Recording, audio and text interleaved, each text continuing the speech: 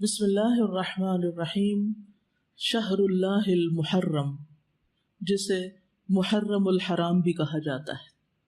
محرم کا لفظی معنی ہے حرام کیا گیا، یعنی جس مہینے کی حرمت ہے، جس میں بہت سے ایسے کام حرام کیے گئے ہیں جن کو ایک مسلمان نہیں کرتا یا ان کا کرنا اس کے لیے حرام میں آتا ہے۔ محرم کے مہینے کو شہر اللہ کہا جاتا ہے، اللہ کا مہینہ۔ اس مہینے کی تعظیم کی وجہ سے اس کو اللہ کا مہینہ کہا جاتا ہے۔ اس سے اس مہینے کی امپورٹنس کا پتہ چلتا ہے۔ صحیح مسلم کی روایت میں آتا ہے، ابو ہریرہ رضی اللہ عنہ سے روایت ہے کہ رسول اللہ صلی اللہ علیہ وسلم نے فرمایا، رمضان کے بعد سب سے افضل روزے اللہ کے مہینے محرم کے ہیں۔ تو گویا اس مہینے کی بھی خاص عبادت پھر کیا ہوئی؟ روزے۔ عشر ذوالحجہ میں تو پہلے 9 دن کے روزے تھے، لیکن اس میں پورے مہینے میں سے جب بھی آپ چاہیں روزے رکھ سکتے ہیں۔ ضروری نہیں کہ پورے ہی مہینے کے روزے رکھیں جیسے رمضان میں رکھے جاتے ہیں، لیکن 10 تاریخ کا روزہ جو ہے اس کی خاص فضیلت ہے۔ محرم الحرام کی ایک اہمیت کی وجہ یہ بھی ہے کہ یہ ہجری سال کا پہلا مہینہ ہے، تو یہ مہینہ عظمت اور برکت والا ہے اور حرمت والا ہے۔ حسن بصری کہتے ہیں کہ بے شک اللہ نے سال کی ابتدا بھی حرمت والے مہینے سے کی اور اس کا اختتام بھی حرمت والے مہینے سے کیا، یعنی آغاز بھی حرمت سے، اختتام بھی حرمت پر۔ سال میں رمضان کے بعد اللہ کے ہاں محرم سے بڑھ کر عظمت والا کوئی مہینہ نہیں۔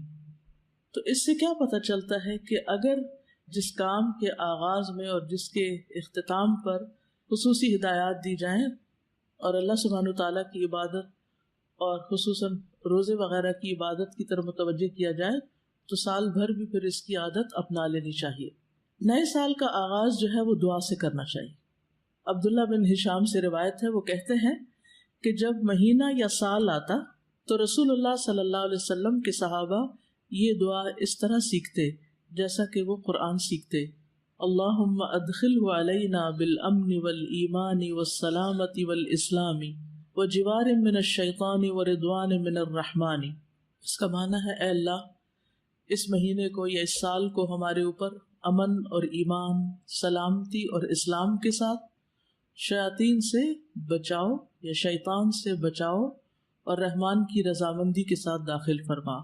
محرم کا مہینہ چونکہ حرمت والا مہینہ ہے تو اس مہینے میں خاص طور پر آپس میں ایک دوسرے پر ظلم کی ممانعت ہے۔ قرآن مجید میں آتا ہے، ان عدت الشہور عند اللہ 12 شہرا فی کتاب اللہ یوم خلق السماوات والارض منها 4 حرم ذلک الدین القیم فلا تظلموا فیہن انفسکم۔ بے شک مہینوں کی گنتی اللہ کے نزدیک اللہ کی کتاب میں 12 مہینے ہیں، جس دن سے اس نے آسمانوں اور زمین کو پیدا کیا، ان میں سے 4 حرمت والے ہیں، یہی سیدھا دین ہے، سو ان میں اپنی جانوں پر ظلم نہ کرو۔ تو میسج کیا ہے؟ فلا تظلموا فیہن انفسکم، اپنے آپ پر یعنی ایک دوسرے پر ظلم نہ کرو۔ تو کیا نہیں کرنا اس مہینے میں؟ ظلم نہیں کرنا۔ ظلم کی کون سی شکلیں ہوتی ہیں؟ ظلم ہوتا ہے کسی کو اس کے حق سے محروم کرنا، کسی کا حق چھیننا، کسی کا حق مارنا۔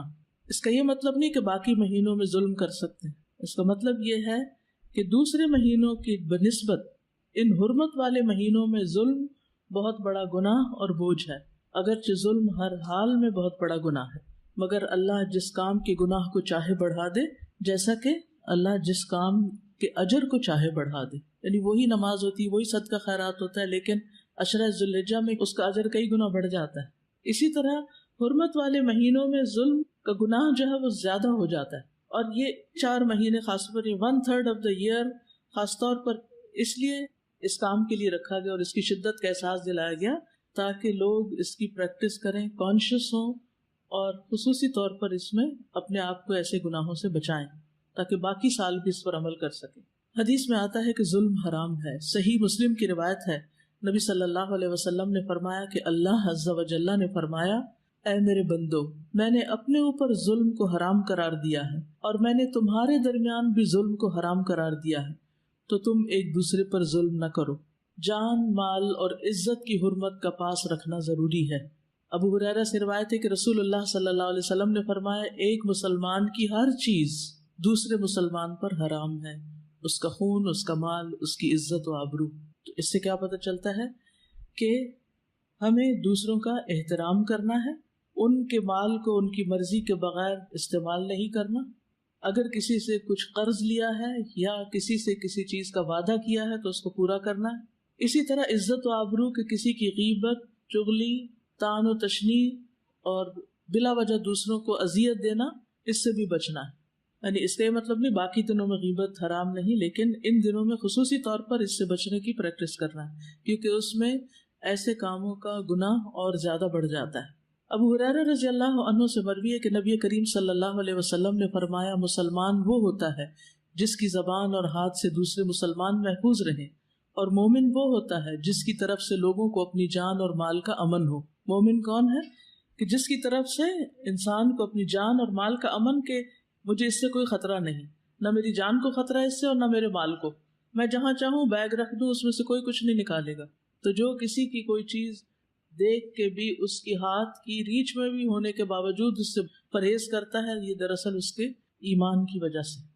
ابن عمر سے روایت ہے نبی صلی اللہ علیہ وسلم نے فرمایا سب سے بڑے گناہ یہ ہیں وہ آدمی جس نے ایک عورت سے شادی کی، اس سے اپنی حاجت پوری کی، پھر اسے طلاق دے دی اور اس کا حق کے مہر ہڑپ کر لیا، مہر ہی نہیں دیا اس کو۔ تو بیوی کو اس کا مہر نہ دینا یہ بھی ظلم کی ایک قسم ہے، کہ اس کو نان نفقہ نہ دینا اور اس کا حق ادا نہ کرنا۔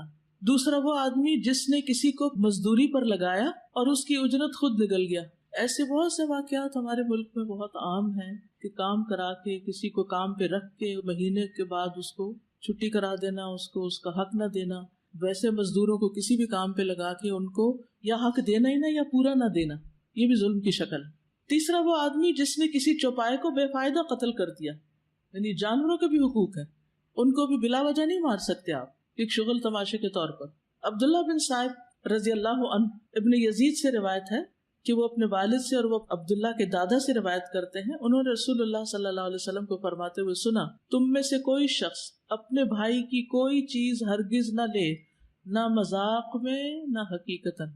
بعض اوقات ہوتا ہے نا فرینڈ شپ ہوتی ہے اور ایک دوسرے سے کافی فرینک ہوتے ہیں، تو ہم سمجھتے ہیں کہ اب اس فرینکنس کے بعد ہمیں حق حاصل ہو گیا کہ ہم دوسرے کی چیز میں سے جب جو چاہیں نکال لیں، اس کا بیگ کھولیں، اس میں سے پین نکال لیں، کوئی کھانے کی چیز ہے تو وہ اٹھا کے کھا لیں۔ نہیں، یہ سب حرام ہے، چاہے ایک سوئی کیوں نہ ہو، اور خاص طور پر اگر کوئی کسی کا حق ظلمن چھین لیتا ہے قسم کھا کر، جھوٹی قسم کھا کر، تو خواہ پیلو کی ایک شاخ ہی کیوں نہ، ایک مسواک، اگر اتنی سی چیز بھی کوئی کسی کی ظلمن چھینتا ہے تو قیامت کے دن اس کے لیے آگ ہے۔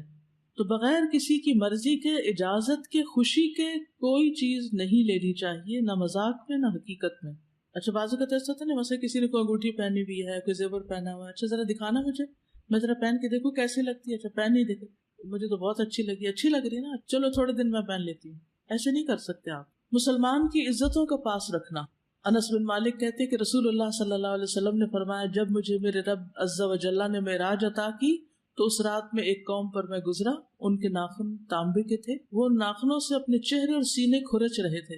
میں نے کہا یہ کون لوگ ہیں اے جبریل؟ انہوں نے فرمایا یہ وہ لوگ ہیں جو لوگوں کا گوشت کھاتے ہیں، ان کی عزت و آبرو کے درپے رہتے ہیں۔ یعنی چاہے سامنے کسی کی بے عزتی کرنا بلا وجہ خواہ میں یا کسی کی پیٹھ پیچھے، تو کسی کی بھی عزت کے ساتھ کھیلنا جو ہے اپنے آپ کو نقصان دینا ہے۔ عبد الرحمن بن غنم سے مرفوعاً مروی ہے کہ اللہ کے بہترین بندے وہ ہوتے ہیں جنہیں دیکھ کر اللہ یاد آ جائے، اور اللہ کے بدترین بندے وہ ہوتے ہیں جو چغل خوری کرتے ہیں، دوستوں کے درمیان جدائی ڈالتے ہیں، باغی، بیزار اور متعنت ہوتے ہیں، سرکش ہوتے ہیں۔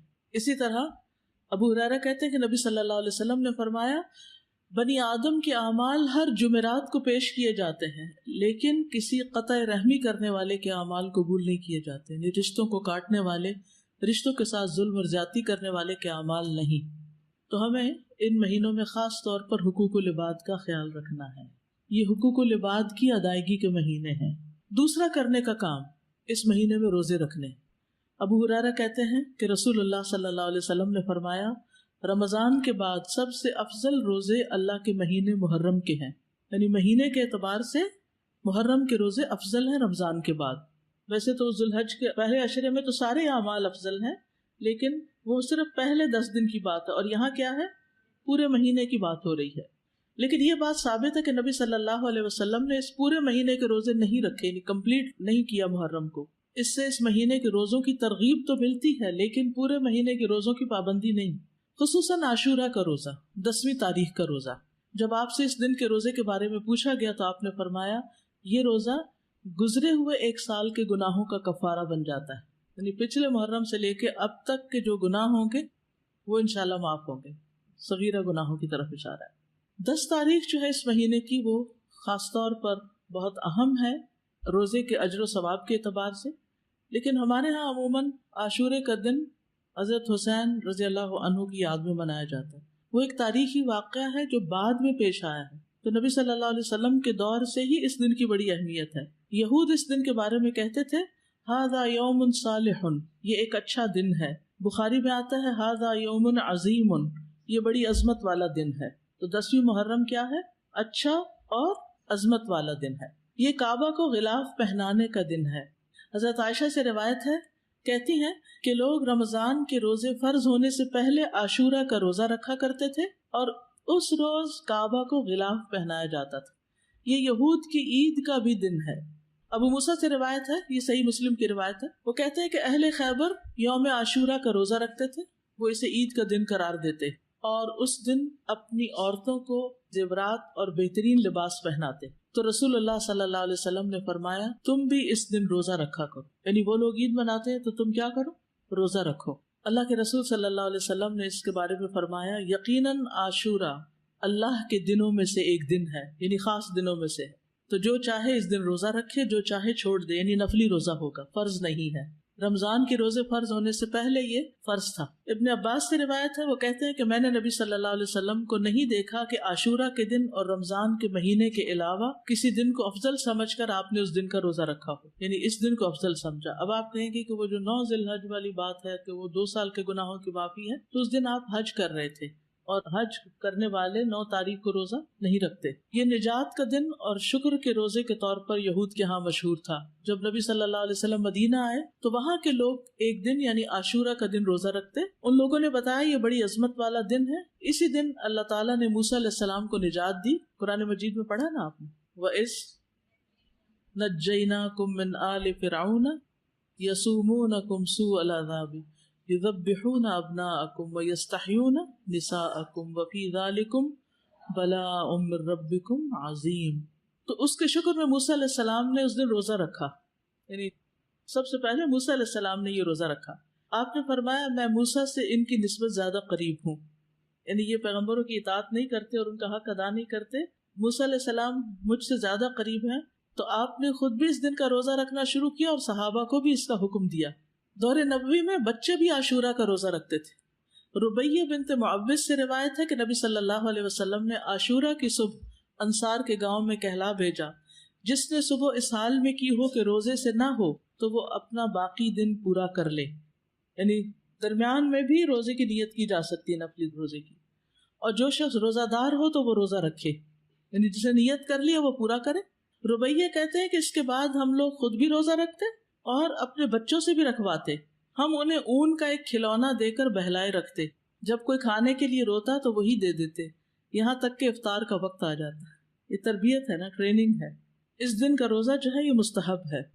جابر کہتے ہیں کہ رسول اللہ صلی اللہ علیہ وسلم ہمیں عاشورہ کا روزہ رکھنے کا حکم دیتے، ہمیں اس کی ترغیب دیتے اور اس موقع پر ہماری نگرانی فرماتے، یعنی رکھا ہے کہ نہیں۔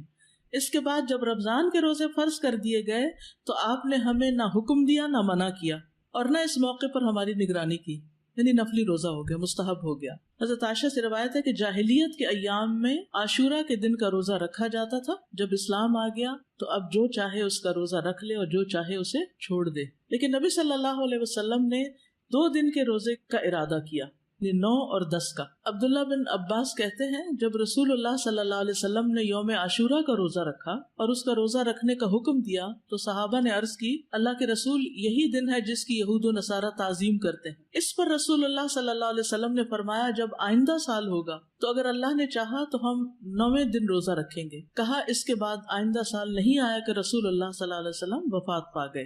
تو افضل کیا ہے 2 دن کا رکھ لیا جائے 9 اور 10 کا. اور 9 محرم جو ہے بعض کے نزدیک 9 اور بعض 10 دونوں کو عاشورہ کا دن بھی کہا جاتا ہے. پہلا عشرہ ہے نا اس میں بعض کہتے ہیں 10 اور 11 بھی رکھ سکتے ہیں، لیکن یہ کہ 11 تاریخ کے روزے کی روایت ضعیف ہے، اصل میں 9 اور 10 ہی ہے. ابن القیم کہتے ہیں کہ ابن عباس کا یہ کہنا تم محرم کا چاند دیکھو تو گنتے رہو اور 9ویں تاریخ کے دن کی صبح روزے کی حالت میں کرو. تو اس سے مراد یہ نہیں کہ عاشورہ 9ویں تاریخ کو کہتے ہیں، بلکہ ان کی مراد یہ ہے کہ 10ویں سے پہلے 9ویں کا روزہ بھی رکھو، کیونکہ آپ نے فرمایا تھا کہ اگر میں زندہ رہا تو روزہ رکھوں گا. تو یہ ایک طرح سے آپ کی سنت ہو گئی، کیونکہ آپ نے اس کے بارے میں خود صحابہ کو ترغیب دلائی. اور یہ جو الفاظ ہیں نا سلسلۃ الاحادیث الضعیفہ کے، کہ اگر میں زندہ رہا تو یوم عاشورہ سے 1 دن پہلے یا 1 دن بعد میں روزہ رکھنے کا حکم دوں گا، یہ روایت ان الفاظ سے منکر ہے، یعنی اس کا انکار کیا گیا ہے، اس کی سند ضعیف ہے. اسی طرح ابن عباس کا بھی ایک قول ہے جو نبی صلی اللہ علیہ وسلم سے وہ روایت کرتے ہیں کہ آپ نے فرمایا یہود کی مخالفت کرو اس طرح کہ 1 دن پہلے یا بعد کا روزہ رکھو، تو اس کی سند ضعیف ہے، تو اس لیے بعد والا نہیں. ابن تیمیہ رحمہ اللہ کہتے ہیں صحیح بات تو یہ ہے کہ 9 اور 10 دنوں کا روزہ رکھنا مستحب ہے، کیونکہ آپ کا آخری حکم یہی تھا کہ اگر میں اگلے سال زندہ رہا تو 9ویں کا بھی ساتھ رکھوں گا. ویسے تو پورے مہینے میں روزے رکھ سکتے ہیں، آپ چاہیں تو 11ویں کا ساتھ رکھ لیں، 3 اکٹھے رکھ لیں، لیکن وہ جو ہے نا فضیلت والی بات اور مستحب ہونے والی بات وہ 9 ہی کی ہے.